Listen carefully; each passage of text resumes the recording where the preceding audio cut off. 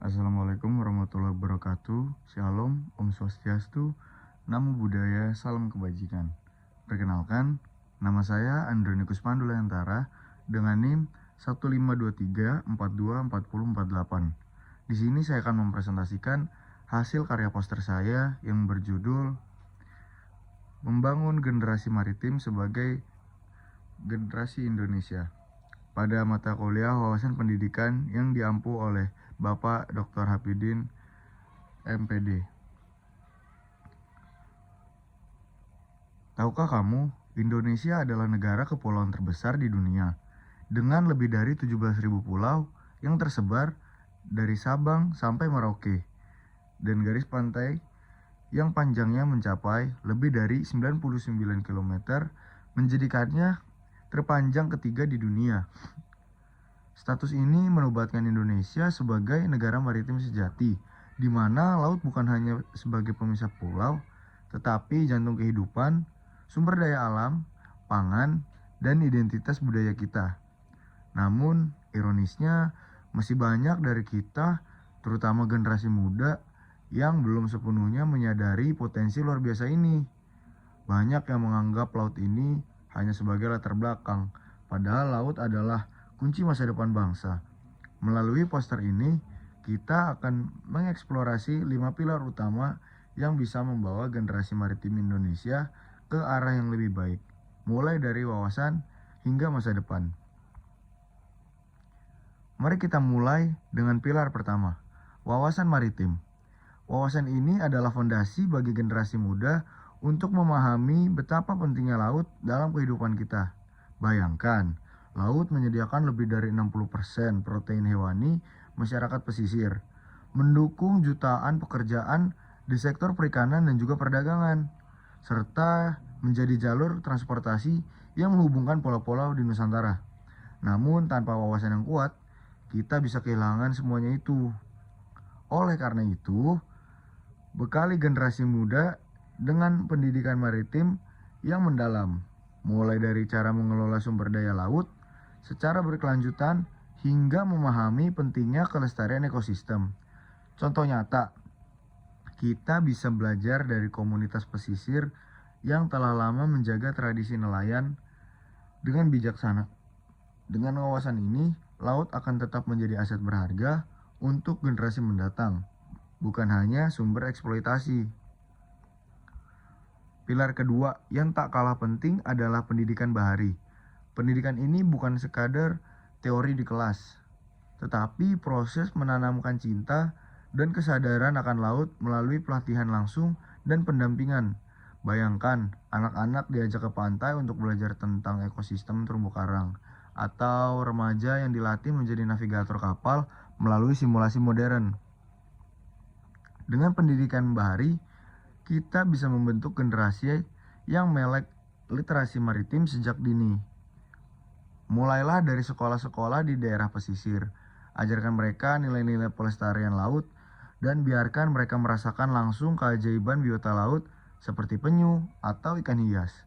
Pendidikan ini juga harus melibatkan teknologi. Contohnya sendiri seperti aplikasi edukasi atau kunjungan ke pelabuhan. Biar cinta laut jadi bagian jiwa kita, sehingga mereka tumbuh dengan tanggung jawab untuk menjaga laut sebagai warisan bangsa. Pilar ketiga adalah tradisi bahari.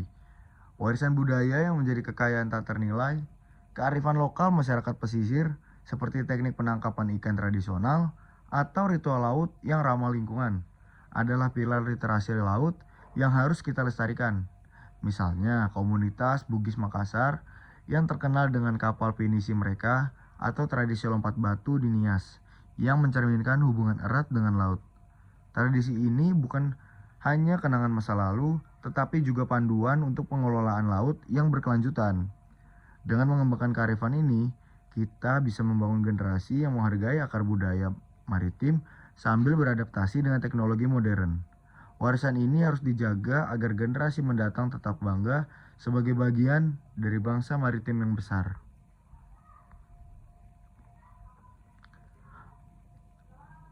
Pilar keempat adalah ekonomi maritim. Ekonomi maritim menjadi tulang punggung kemakmuran bangsa. Laut Indonesia menyimpan potensi besar di sektor perikanan, logistik, dan pariwisata maritim. Bayangkan pelabuhan modern yang mendukung perdagangan internasional atau desa wisata bahari yang menarik turis dari seluruh dunia. Namun, potensi ini harus dimanfaatkan dengan bijak. Misalnya, kita bisa mengembangkan budaya ikan yang berkelanjutan atau juga meningkatkan infrastruktur pelabuhan untuk mendukung ekspor. Dengan ekonomi maritim yang kuat, jutaan masyarakat pesisir bisa meningkatkan pendapatan mereka dan Indonesia bisa menjadi pemain utama di pasar global. Mari kita manfaatkan laut ini dengan penuh tanggung jawab agar kemajuan terus berlanjut. Pilar kelima dan juga penutup merupakan masa depan maritim. Visi besar yang menginspirasi kita semua. Bersama-sama, kita bisa ciptakan maritim Indonesia yang unggul, mandiri, dan budaya saing global. Bayangkan generasi muda kita menjadi nakoda kapal, ilmuwan kelautan, atau pengusaha pariwisata yang membawa nama Indonesia ke pentas dunia. Untuk mewujudkannya itu, kita perlu kolaborasi antara pemerintah, masyarakat, dan juga sektor swasta, serta inovasi seperti teknologi ramah lingkungan di pelayaran.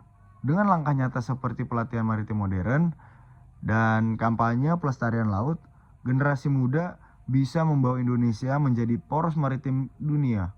Sebagaimana visi yang telah digaungkan, mari kita yakini kita bisa.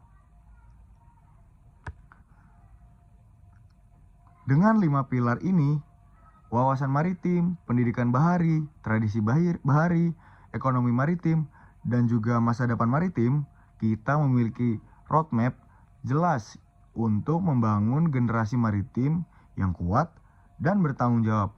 Ini bukan hanya sekedar mimpi, tetapi panggilan bagi kita semua untuk turun tangan menjaga laut sebagai warisan bangsa menuju Indonesia Emas 2045. Dengan semangat kolektif, mari kita wujudkan Indonesia yang berdaulat di laut, maju dalam teknologi, dan lestari secara lingkungan. Sekian presentasi dari saya.